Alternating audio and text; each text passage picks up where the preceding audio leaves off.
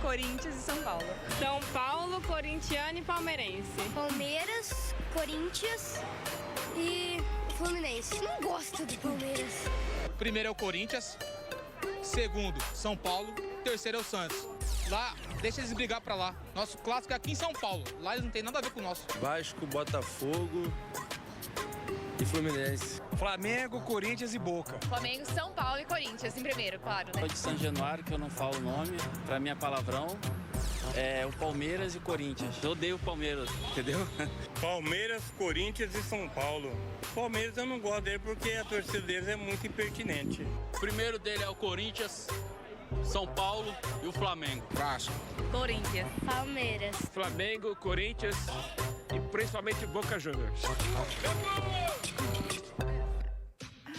Globo Esporte está começando, muito boa tarde, a gente já vai direto para esse ranking aí, ó, dos mais odiados. Vamos dar uma olhada da torcida do Flamengo, tem ali a contagem, Palmeiras, Corinthians e Vasco, claro, tinha que ter o Vasco aí nesse ranking. E pro lado da torcida do Palmeiras, Corinthians para surpresa de ninguém, Flamengo e São Paulo. Tá aí os torcedores, claro, não surpreendendo ninguém. O Corinthians também na lista dos dois lados.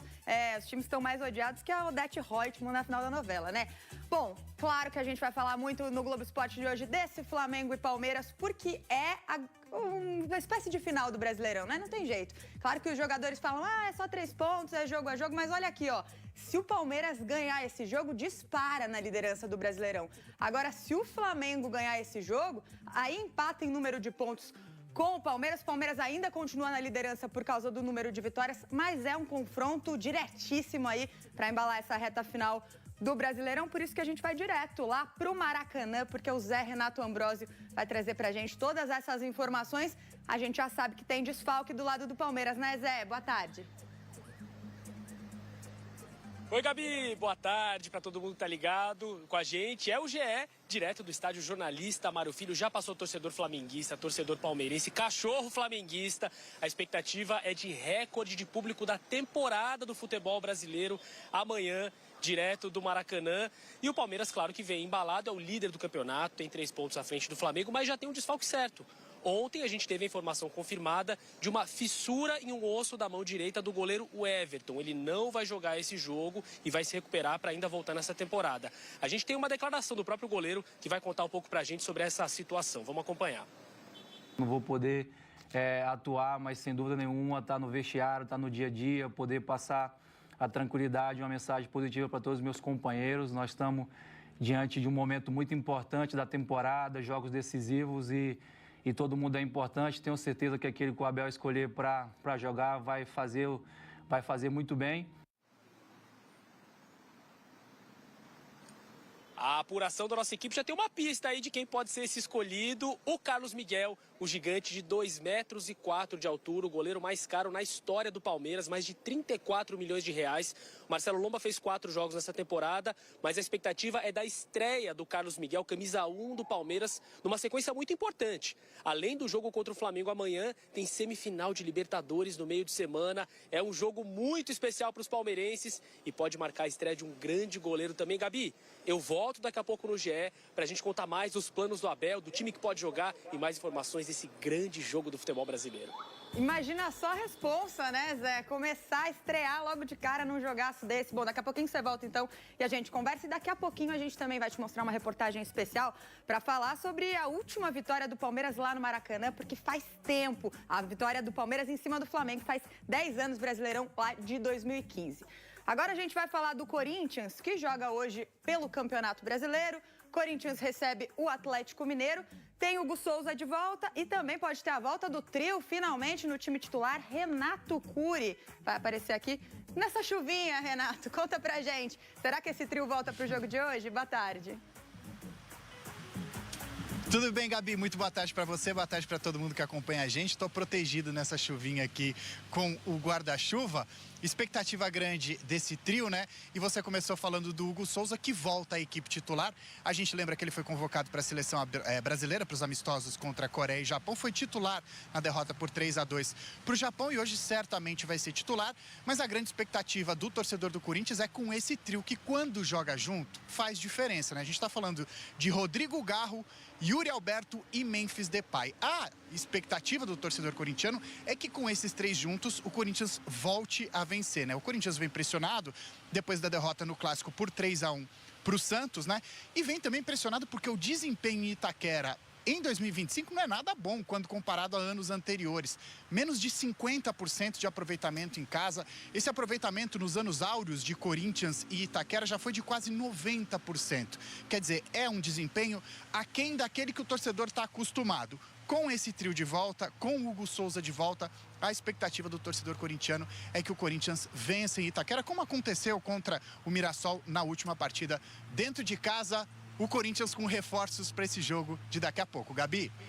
Pois é, na última quarta-feira contra o Santos, o Garro e o Memphis saíram do banco de reservas, até ajudaram ali no segundo tempo. Vamos ver como é que vai ser, o Corinthians está precisando dessa vitória. Obrigada, Renato, pelas informações.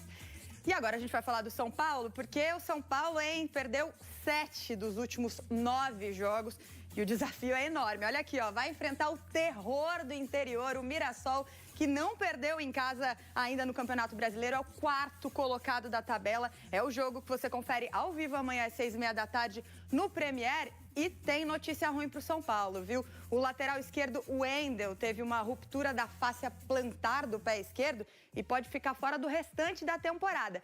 É complicada a situação aí do departamento médico do São Paulo, que agora tem 10 jogadores em recuperação. Bom, vamos falar então agora de Libertadores Feminina, porque hoje tem final, tem Corinthians em campo. Corinthians que vai buscar aí o 6º título da Libertadores Feminina, vai jogar contra o Deportivo Cali. É o jogo que você confere ao vivo na tela da Globo hoje às 4h30 da tarde.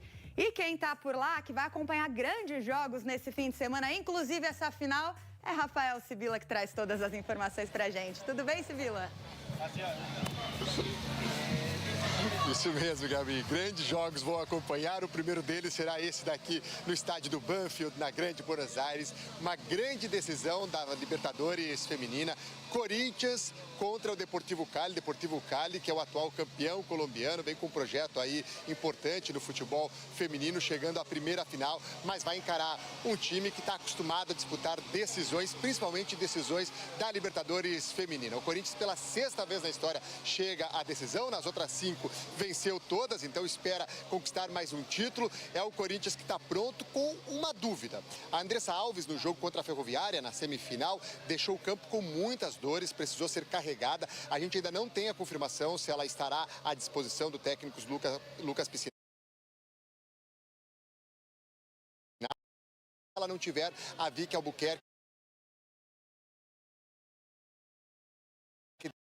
o Lucas Piscinato, que acabou repetindo até a escalação das quartas de final e da semifinal. Então é um Corinthians pronto aí, com a Gabi Zanotti sendo artilheira da competição com os 6 gols. Agora há pouco, Gabi, aqui no estádio do Banfield, a gente teve a disputa de terceiro lugar aqui, em que a Ferroviária conquistou essa terceira posição, vencendo o Colo-Colo por 1-0 com o gol da Catiúcia. Então já temos uma vitória brasileira hoje aqui em Banfield e agora a gente acompanha o jogo das 4h30 da tarde, o Corinthians esperando conquistar esse 6º título. E falando um pouco sobre essa mentalidade vencedora do Corinthians, bati um papo ontem com a Érica. Vamos ver na reportagem o que ela está esperando para o jogo de logo mais.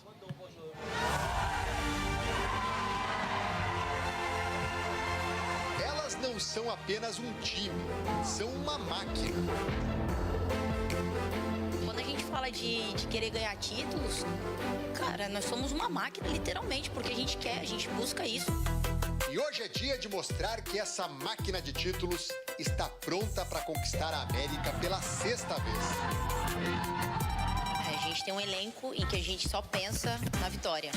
Érica está no Corinthians desde 2018. É um dos símbolos de um dos times mais vitoriosos da história do futebol. Só ela tem 12 títulos conquistados pelo clube.